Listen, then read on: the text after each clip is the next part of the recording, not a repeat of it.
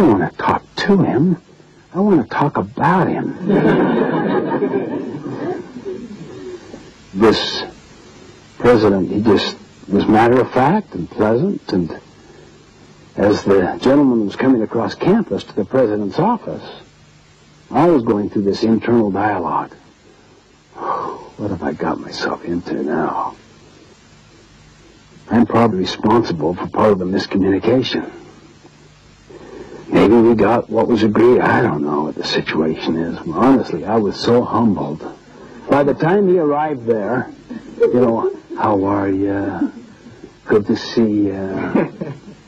The president could see my duplicity. I mean, 10 minutes before, what incompetence. There's just no carry-through with the original commitment. How are you? A double-minded person is unstable in all his ways. Duplicity. Another major deposit. If you blow any of the above, learn to apologize. The withdrawal is pride. Learn to apologize. I was wrong. That was unkind. I saw my son the other day cutting into his little sister for cleaning up his desk. He had it all organized to do his project. It took him a long time.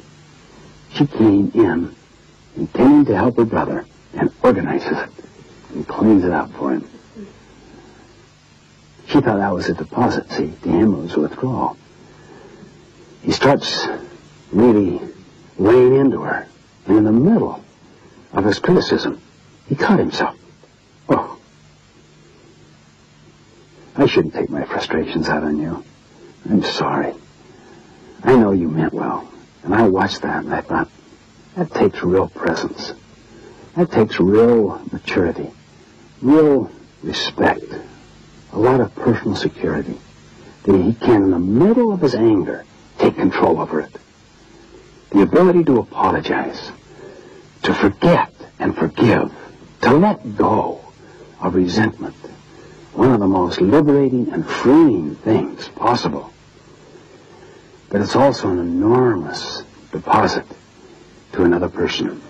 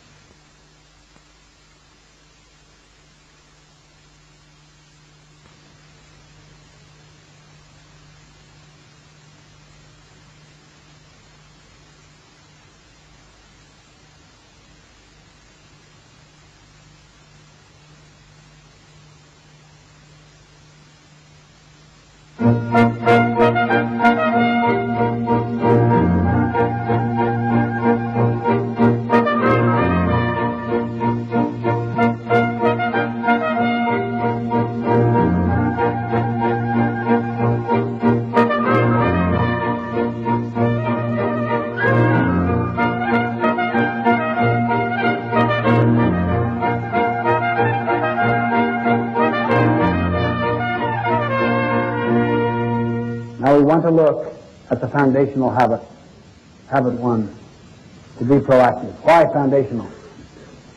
Because all of the other habits flow out of it. If habit one is present, you can cultivate the other six. If it is not present, you will not cultivate the other six. Habit one, be proactive, basically means that your life is a product of your values, not your feelings. That your life, or the organization's life, is a product of your decisions, not your conditions. The opposite of being proactive is to be reactive, which basically means that your life is a function of your feelings, your moods, your impulses, other people's treatment. The underlying principle of habit one, be proactive, is to take responsibility. The concept is you and I have the capacity to choose our response. If you don't believe that you're capable of choosing your own response, if you don't have that vision of yourself, if you're deep into victimism, I'll just about guarantee you, you will become disempowered. You will not begin with the end in mind, with careful thinking about the future. You'll be a function of the past.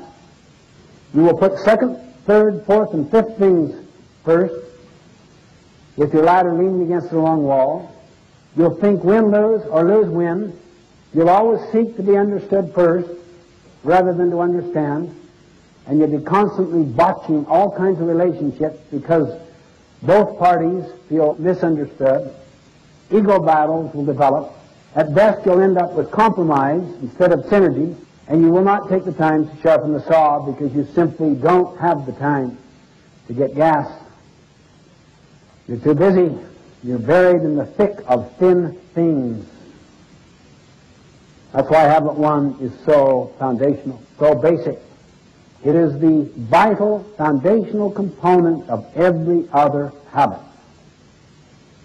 Again, let's define it as the capacity, the desire to subordinate impulses, moods, feelings, conditions to values based on principles.